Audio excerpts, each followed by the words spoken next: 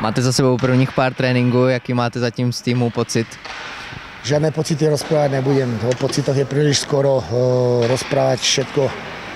Proste pracujeme a to je dôležité. Je to dôležité, aby sme sa naladili na spoločnú vlnu a našli spôsoby, ako to mužstvo nakopnúť a hlavne, aby tie výsledky boli lepšie.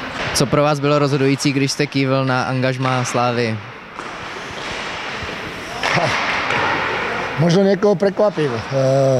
Jednoznačne to, že som človek, ktorý si nevie predstaviť, že v zimnom období alebo keď ide hokej, bude odpočívať. Takže po návrate z Vladivostoku, kedy som si odpočinul 2 týždne, cítil som potrebu práce. Na druhej strane samozrejme Česká extraliga je zaujímavá a samozrejme klub samotný ako Slavia Praha napriek tomu, že je v situácii, ako je. Takže možno takto v krátkosti. Můžete přiblížit, jak ty tréninky teď v repre pauze vypadají? Na čem pracujete?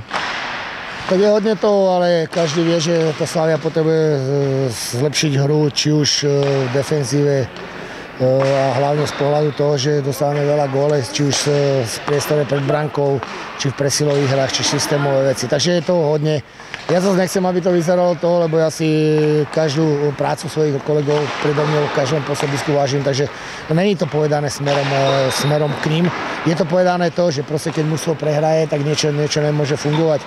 Na druhej strane nehovorím, že ja to spravím. Ja hovorím, že ja sa pokúsim a spravím všetko preto, aby sme to my zlepšili.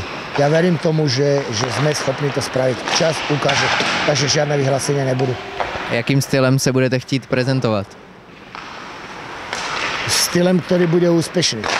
Rozprávať o style, akým sa budeme prezentovať. My proste potrebujeme, veľakrát sa hovorí, hrali sme dobre a bohužiaľ a padlo nám to tam a prehrali sme zápas. Hrajme zle a vyhrávajme.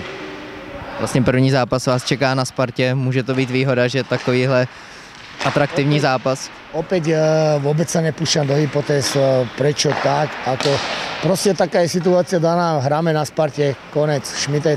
Samozrejme vnímam to, že je to derby, takže očakávam, že všetci k tomu pristúpime tak, jako to je derby. Jak vy osobně se těšíte na Prahu? Asi se sem budete stěhovat, předpokládám.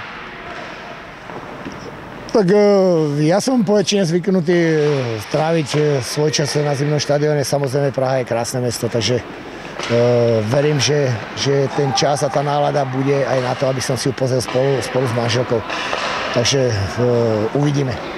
Teraz je prvorady hokej.